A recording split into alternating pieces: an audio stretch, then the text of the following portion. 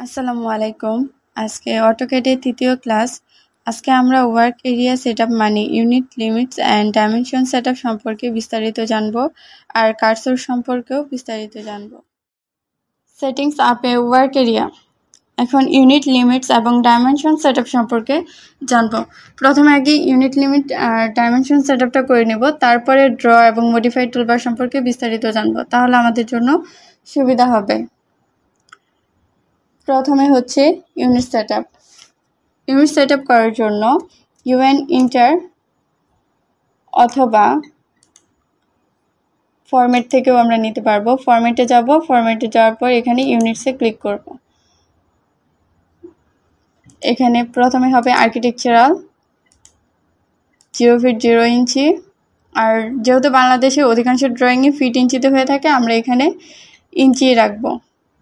চাইলে আমরা অন্য যে কোনো একটা অপশন সিলেক্ট করে দিতে পারবো আমাদের প্রয়োজন অনুসারে। আমি ইঞ্চি দেব, then okay. Limit set up করার জন্য প্রথমে লিমিটসের কমান্ড LIMITS লিমিটস লিখে ইন্টার দিব। ইন্টার দেওয়ার পর এখানে চাইবে specify lower left corner. Lower left কর্নারটা দেখিয়ে দিব 0,0 ইন্টার। দেন আমাদের কতটুকু স্পেস প্রয়োজন এখানে ইচ্ছা মতো দিতে পারবো। আমি 500,500 দিয়ে ইন্টার দিব। Then Z enter, all enter. আমাদের limit setup ready.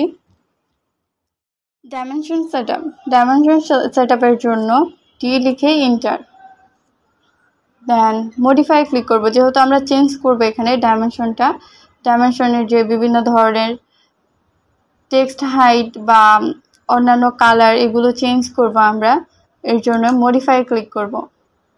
Modify click করার পর আমরা এখানে প্রথমে লাইন নামে একটা অপশন পাবো।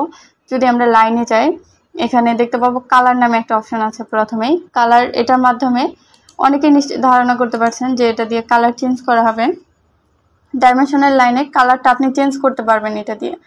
ডাইমেনশন লাইনের কালারটা এটা দিয়ে ইচ্ছা মতো যে কোনো একটা কালার দেওয়া যায়, কিন্তু আমি সবসময় সবাইকে রেফার করি যেন কালারটা লেয়ারের মাধ্যমে দেওয়া হয়।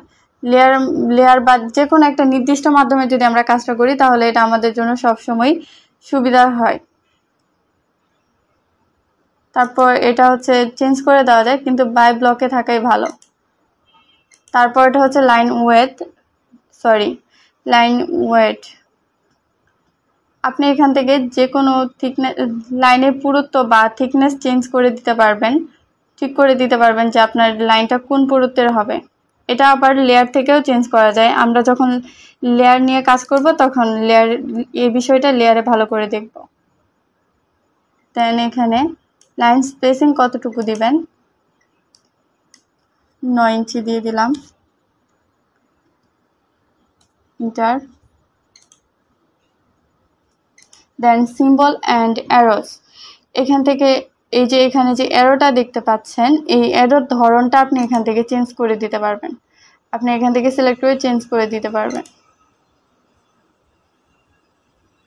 তারপর এখানে হচ্ছে অ্যারো সাইজ। এই যে অ্যারো সাইজটা আপনি কত চান এটা দিতে পারবেন এখান থেকে। আমি একটা দিয়ে দিই 3 ইঞ্চ। আপনি এটা পরবর্তীতে যখন ড্রয়িং করবেন, যদি দেখেন যে আপনার ড্রয়িংয়ের সাথে এটা যাচ্ছে না, আপনার চেঞ্জ করে 5 ইঞ্চি দিলে ভালো হয়, তখন ওইটা দিবেন, বা 2 ইঞ্চি বা যেটা ছিল ওইটাও রাখতে পারেন। তারপর হচ্ছে টেক্সট। এখানে কোনোটা তেমন কোনো কাজ নেই। আপনি চাইলে কিন্তু এই টেক্সটের যে টেক্সটের কালারও এখান থেকে চেঞ্জ করে দিতে পারবেন, তবে লেয়ার থেকে দেওয়াই ভালো। লেয়ার থেকে দেওয়ার প্র্যাকটিস করবো আমরা। এখানে টেক্সট হাইটটা দিয়ে দিব, আপাতত 6 ইঞ্চি দিব, পরে যদি প্রয়োজন হয় চেঞ্জ করে নিব। দেন হচ্ছে প্রাইমারি ইউনিটস। এই জায়গাটুকু খুবই ইম্পর্টেন্ট।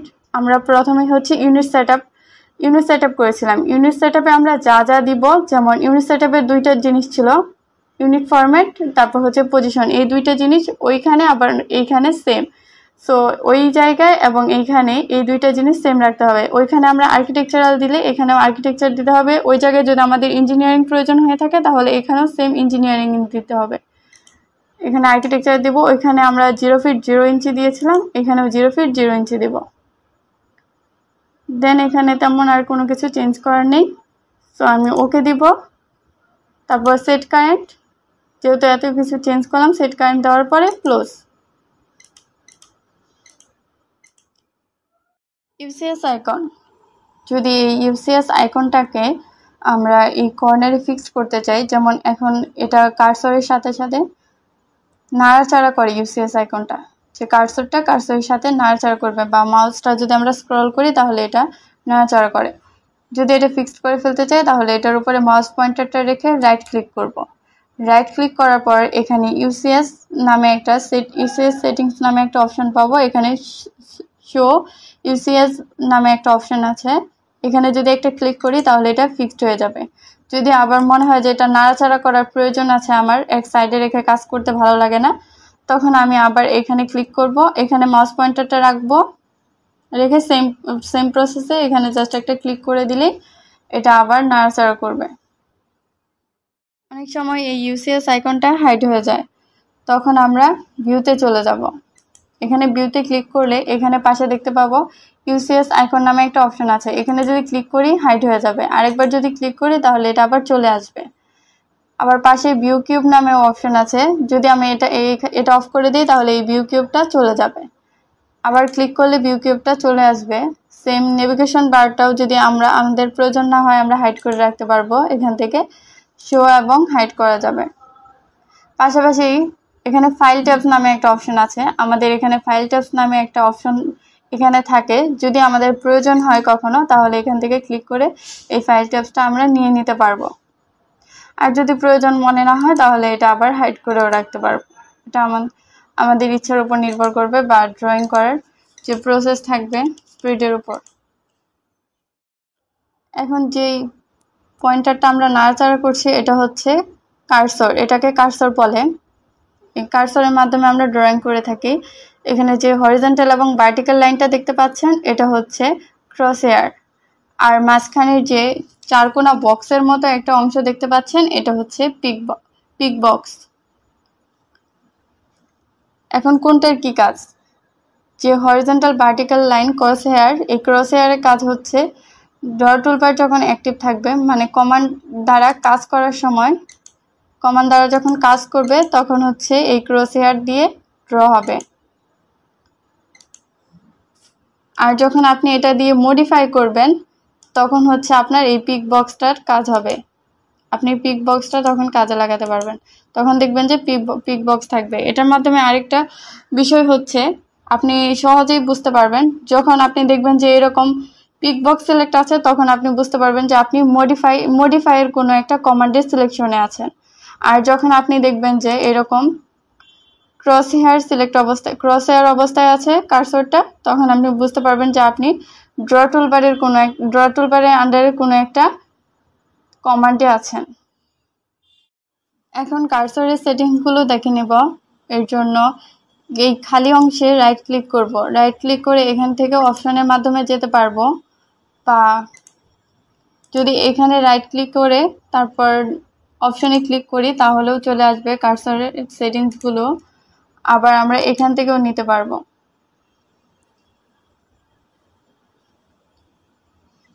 অ্যাপ্লিকেশন ব্রাউজার থেকেও আমরা অপশনের সেটিংটা পেয়ে যাব, কার্সরের সেটিংসটা পেয়ে যাব। দেন এখানে প্রথমে আছে ফাইলস আমাদের কোনো চেঞ্জ করার প্রয়োজন নেই। দেন হচ্ছে ডিসপ্লেতে সাধারণত ডার্কই রাখা হয়, ডার্ক রেখে ড্রয়িং করাতেই বেশি সুবিধা, কিন্তু আপনি চাইলে চেঞ্জ করে লাইট দিতে পারবেন।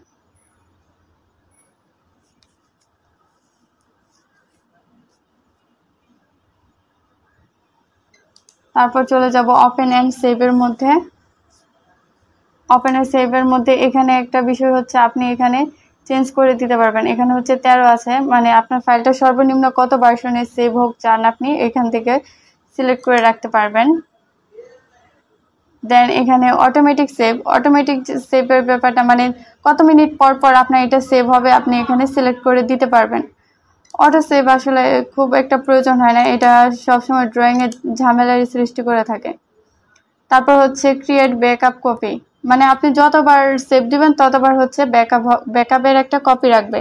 এই ব্যাকআপের কপিটাও কীরকম ঝামেলা করে, এটা হচ্ছে আপনি যতবার সেভ করবেন একটা করে ব্যাকআপ থাকবে, এই ব্যাকআপগুলো আপনার মেমোরিটা আপনার অজান্তেই ফুল করতে থাকবে, অনেক সময় এটা খেয়াল করা হয় না এবং এটা বারবার পরিষ্কার করা ঝামেলা, এটারও প্রয়োজন নেই।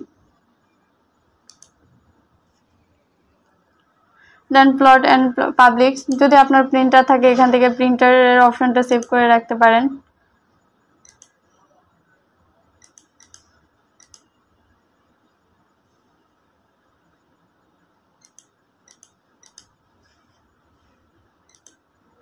এগুলো কিছু চেঞ্জ করার তেমন একটা প্রয়োজন নেই। তারপর ড্রাফটিংয়ে যাব। ড্রাফটিংয়ের এখানে আমরা দুইটা অপশন দেখতে পাবো, এই দুইটা ইম্পর্টেন্ট, অনেকগুলোই অপশন আছে, এই দুইটা আমাদের প্রয়োজন। এখানে অটো স্ন্যাপ নামে একটা অপশন আছে, এটা আমরা ছোট বড় করতে পারবো, কিন্তু এটা আবার এত বড় করব না যেন আমাদের স্ন্যাপ করার সময় বিষয়টা অনেক বড় করে দেখা যায়, তাহলে কাজে সমস্যা হবে। তারপর এটা যে মাঝখানে যে একটা দাঁড়ান, এটা ছোট করলে যে মাছের অংশটা ছোট বড় হবে, আবার যদি আপনি ওইদিকে নিয়ে যান তাহলে বড় হবে।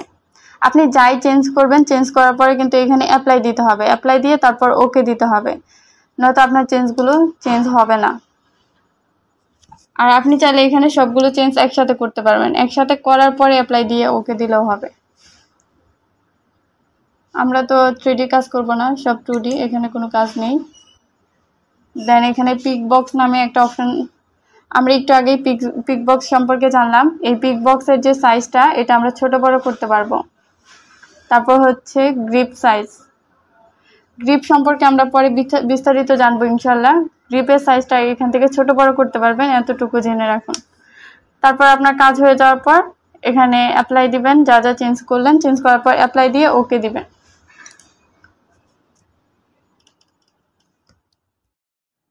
আরেকটা ইম্পর্টেন্ট বিষয়, ডাইনামিক ইনপুটটা আমরা কেন অন রাখবো ওইটা দেখে নেব। ডাইনামিক ইনপুটটা অন রাখার ফলাফল কি, যদি আমরা লাইন কমান্ডটা নিই দেখতে পাবেন এটার পাশে স্পেসিফাই ফার্স্ট পয়েন্টের পর দুই ধরনের মান আসে, এই মানগুলো শো করবে না। আমরা যখন কমান্ড দিব, ফিট ইঞ্চি দিব, এগুলোর সাথে সাথে হচ্ছে এখানে শো হয়। আমরা যদি এই ডাইনামিক ইনপুটটা অফ করে রাখি তাহলে আর এটা শো হবে না। আপনি যদি চান যে আপনার ড্রয়িংয়ে এখানে সরাসরি মানগুলো শো করুক, আপনি কি কি নির্দেশনা দিচ্ছেন, কমান্ড দিচ্ছেন, ওই মানগুলো এখানে শো করুক, তাহলে আপনাকে অবশ্যই এটা অন রাখতে হবে। সাধারণত এটা অন রাখলে ড্রয়িংয়ের অনেক সুবিধা হয়। আজকের ক্লাস এই পর্যন্তই, পরবর্তী ক্লাস দেখার আমন্ত্রণ রইল। আল্লাহ হাফেজ।